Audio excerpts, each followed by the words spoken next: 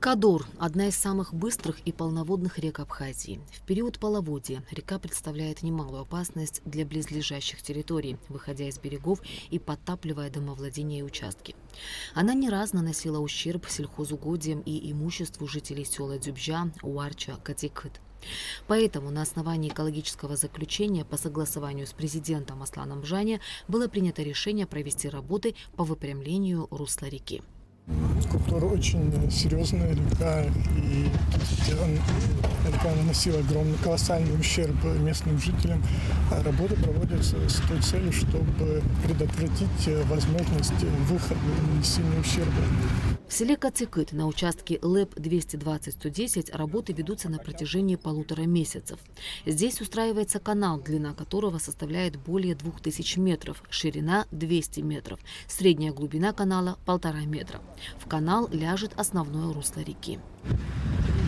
Канал находится в центре поймы, то есть река будет отброшена от берега Гуларибского района в центр. В этот канал выбрасывается река, вот уже наверху перекрывается река и бросается в новый канал, который устроен сейчас.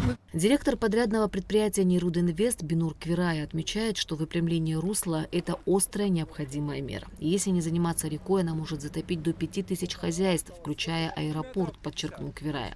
Объем выполненных работ на данном участке составил примерно 1 миллион кубов перемещенного грунта, а после создания береговой линии подрядчик будет каждый год помогать очищать Кадор. Эта территория данная, которую мы сейчас делаем, она даже не осмеченная. Но не сделав эту работу, мы не могли делать следующие работы, которые поверху лежат, потому что они были бессмысленные. И поэтому на слове нашего президента он сказал: делайте.